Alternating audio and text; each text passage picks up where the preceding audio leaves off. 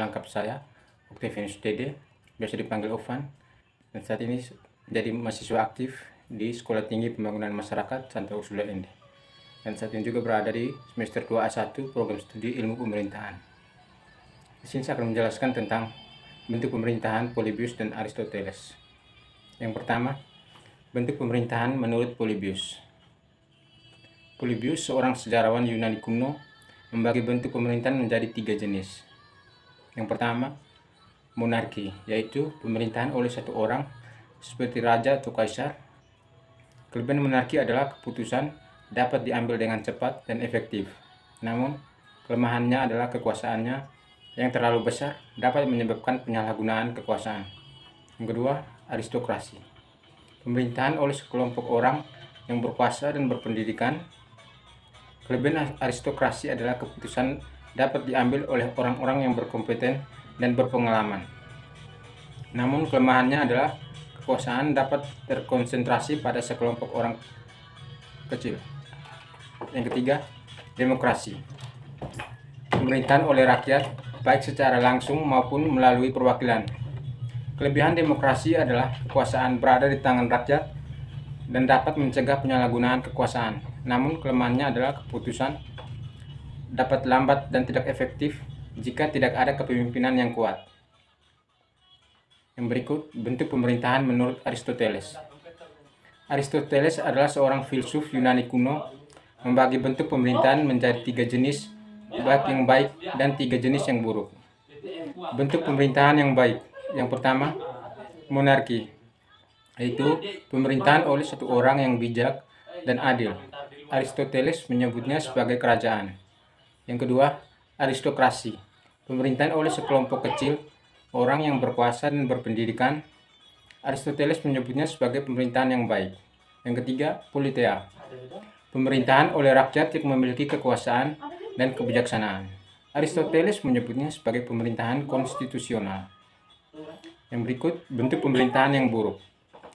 Yang pertama, tirani, pemerintahan oleh satu orang yang tidak adil dan hanya mementingkan dirinya sendiri. Yang kedua, oligarki, yaitu pemerintahan oleh sekelompok orang yang hanya mementingkan kepentingan mereka sendiri. Yang ketiga, demagogi, pemerintahan oleh rakyat yang tidak bijak dan hanya mementingkan kepentingan mereka sendiri, yaitu siklus bentuk pemerintahan. Siklus bentuk pemerintahan adalah konsep yang dikembangkan oleh Polybius, seorang sejarawan Yunani kuno. Menurutnya, bentuk pemerintahan dapat berubah dari satu jenis ke jenis lainnya dalam suatu siklus yang berulang. Berikut adalah siklus bentuk pemerintahan menurut Polybius. Yang pertama, monarki berubah menjadi tirani. Monarki adalah bentuk pemerintahan oleh satu orang yang bijak dan adil. Namun, jika monarki menjadi korup dan penyalahgunaan kekuasaan, maka akan berubah menjadi tirani. Yang kedua, tirani ke aristokrasi. Tirani dapat digantikan oleh aristokrasi, yaitu pemerintahan oleh sekelompok kecil yang berkuasa dan berpendidikan. Ketiga, aristokrasi yang berubah menjadi oligarki. Aristokrasi dapat berubah menjadi oligarki jika sekelompok kecil orang yang berkuasa hanya mementingkan kepentingan mereka sendiri. 4. Oligarki berubah menjadi demokrasi. Oligarki dapat digantikan oleh demokrasi, yaitu pemerintahan oleh rakyat. Yang kelima, demokrasi menjadi autokrasi, yaitu anarki. Demokrasi dapat berubah menjadi autokrasi atau anarki dengan kepemimpinan yang kuat dan stabil. Yang kedua, klasifikasi pembagian negara menurut jumlah orang yang berkuasa atau memimpin. Klasifikasi pembagian negara menurut jumlah orang yang berkuasa atau memimpin adalah sebagai berikut. Yang pertama, monarki, yaitu pemerintahan oleh satu orang seperti raja atau kaisar. Yang kedua, aristokrasi, pemerintahan oleh sekelompok orang yang berkuasa dan berpendidikan tinggi. Yang ketiga, oligarki, pemerintahan oleh sekelompok orang yang hanya mementingkan kepentingan mereka sendiri. 4. Demokrasi, pemerintahan oleh rakyat baik secara langsung maupun perwakilan.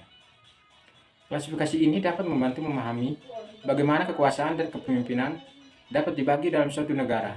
Namun, perlu kita ingat atau diingat bahwa klasifikasi ini tidak selalu mutlak dan dapat berbeda-beda tergantung pada konteks dan situasi kita masing-masing. Baik, sekian dari saya, mungkin hanya itu saja. Selamat malam dan terima kasih.